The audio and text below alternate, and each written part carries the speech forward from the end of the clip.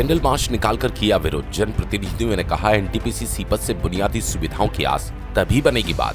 सीपत 7 नवंबर को एनटीपीसी के 51वें स्थापना दिवस पर जहां एनटीपीसी सीपत संयंत्र परिसर में रोशनी से जगमगा और खुशियां मनाई जा रही थी, वहीं गांव के गांव में अंधेरे और उपेक्षा और संतोष का माहौल नजर आया। क्षेत्र के लोगों ने नवाडी चौक से NTPC material gate candle march निकालकर एनटीपीसी सीपत के खिलाफ अपना शांतिपूर्ण तरीके से विरोध प्रदर्शन किया। क्षेत्र के लोगों ने कहा कि एनटीपीसी की चमक सिर्फ उसकी कॉलोनी की दीवारों के भीतर है। बाहर सीपत और आसपास के गांव में सिर्फ राख, टूटी सड़कें, बेरोजगार की धूल उड़ रही है। एनटीपीसी सीपत प्रबंधन पर आरोप लगाते हुए कहा एनटीपीसी ने विकास के नाम पर सिर्फ दिखावा किया, जबकि असली विकास प्रभावित गांव तक कभी पहुंचा ही नहीं। सीपत, जांजी, कोड़िया, रॉक, देवरी, रलिया, कर्रा, गतौरा के सहित क्षेत्र में भी मूलभूत सुविधाओं से ग्रामीण वंचित है।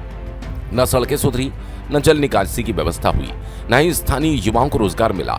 पाइपलाइन और रेल लाइन से प्रभावित ग्राम के स्थानीय निवासी अब भी विकास की राह ताक रहे हैं। उन्होंने एनटीपीसी से सीधी मांग करते हुए कहा संयंत्र में स्थानीय युवाओं को रोजगार में प्राथमिकता मिले, राखड़ डैम से उड़ते धूल प्रदूषण पर रोक लगाई जाए, दलदल प्रभावित किसानों को समय पर मुआवजा दिया जाए, कचरा प्रबंधन की अव्यवस्था को तत्काल दुरुस्त किया जाए, घटिया निर्माण करने वाली ठेकेदार कंपनियों को ब्लैकलिस्ट किया जाए, स्थानीय मजदूरों के शोषण पर रोक लगे, सीएसआर फंड की राशि वास्तव में स्थानीय विकास पर खर्च हो, सड़कों की गुणवत्ता पर सख्त निगरानी रखी जाए। क्षेत्र के सरपंचों ने जनप्रतिनिधियों के साथ मिलकर एनटीपीसी के स्थापना दिवस के अवसर पर शुक्रवार शाम 7 बजे सीपत के नवाडी चौक में कैंडल मार्च में शामिल होंगी और बड़े जन आंदोलन हुआ। वक्त आ गया है सीपत क्षेत्र की जनता दलगत राजनीति से ऊपर उठकर अपने हक की लड़ाई लड़े, क्योंकि एनटीपीसी को जवाब देना ही होगा कि आखिर 25 साल की रोशनी में भी आसपास के गांव क्यों अंधेरे में है। बारे में किस मुद्दे को लेकर की जा रही है? आज सभी दलों के द्वारा, सभी गांव और क्षेत्रवासियों द्वारा आज एक सांकेतिक हमारे सीपत के सरपंच के नेतृत्व में हम सभी लोग कैंडल मार्च करके यहाँ पे विरोध जताने आए हैं। चूँकि एनटीपीसी आज अपना 50वां 51वां दिवस मना रहे हैं, तो हम चाहते हैं कि जैसे सुख सुविधा आप देख रहे होंगे कि हम लोग आज भी अंधेरे में जस के तस हैं। 25 साल हो गए हैं हमारा एनटीपीसी प्लांट को, लेकिन फिर भी बुनियादी सुविधाएं अभी तक उपलब्ध नहीं है। रोज़ों को रोजगार उपलब्ध नहीं हो पा रहे। हमारे यहाँ इस क्षेत्र के लोग दूसरे राज्य को पलायन कर रहे हैं। कचरा प्रबंधन पर भी एनटीपीसी विफल है। कचरा प्रबंधन आप देखे होंगे, सभी पत्रकार साथियों को बताना चाहूँगा कि आप देखे होंगे रोड में, खुद सामने रोड में कोई जो कचरा है उसको उठा नहीं पा रहे हैं। आरओ वाटर पानी प्लांट का भी प्लांट लगाए थे, वो भी बंद पड़ा हुआ है 5-6 साल से। कुछ कुल मिला के एनटीपीसी हमेशा ठगते आया है। अब बिल्कुल ही हम लोग सहन नहीं करेंगे। आने वाले भविष्य में और बड़ा आंदोलन सामूहिक रूप से किया जाएगा। सीएसआर मद की राशि जो हमारे क्षेत्र हैं, पहले तो प्रभावित ग्राम, बाकी आसपास क्षेत्र हैं, उनको उसमें खर्च होना चाहिए। और हमारे किसान जो दलदली किसान प्रभावित हैं, अभी नवंबर में धान खरीदी शुरू होने जा रही है, उसी समय उनको मुआवजा मिलना चाहिए। दे रहे हैं, हम लोग मांग करते रहे हैं, आज तक कोई सुनवाई है ही नहीं। प्रशासन वाले तो ध्यान ही नहीं देते।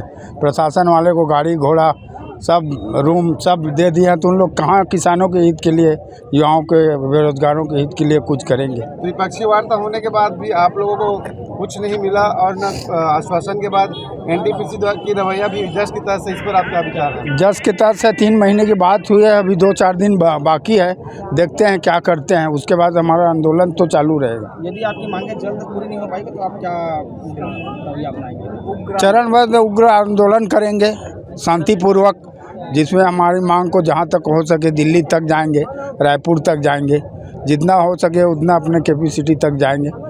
और 8 गाँव प्रभावित सभी परेशान है। 25 वर्ष होते हुए जितने भी जनप्रतिनिधि आते हैं उनको आश्वासन, झूठा आश्वासन दे देकर इस तरह का काम किया जाता है। अब हम जनता सीपत की जाग चुकी है। हमें सिर्फ मूलभूत सुविधाएं चाहिए, बिजली, पानी, स्वास्थ्य और जो हमारी मूलभूत सेवाएं थे उन्हीं की मांग कर रहे हैं। हमारे क्षेत्र के पूरा युवा बेरोजगार हैं, वो परेशान है।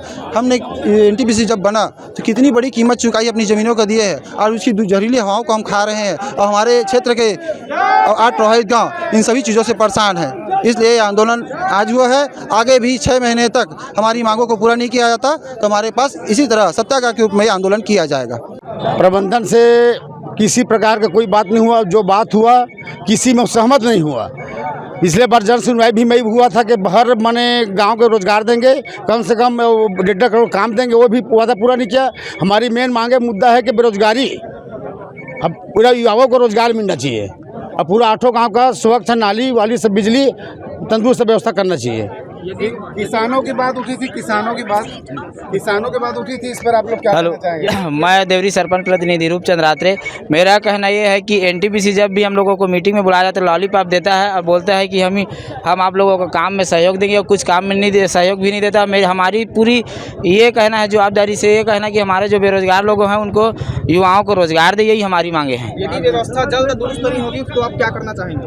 और इसके बाद और यदि हमारी मांगे पूरी नहीं होती तो 2-4 महीने के बाद और इससे अच्छे से उग्र आंदोलन की चेतावनी देते हैं। सब मिलके एकजुट सहयोग होके सब आंदोलन करेंगे और उसके खिलाफ धरना प्रदर्शन करेंगे। मैं कर्रा सरपंच प्रतिनिधि संजय पटेल। जो बात है वो सामने आने का ये प्लेटफॉर्म था रहा कि एनटीपीसी केवल और रोजगार मिलना चाहिए, लोगों को काम मिलना चाहिए। तो ये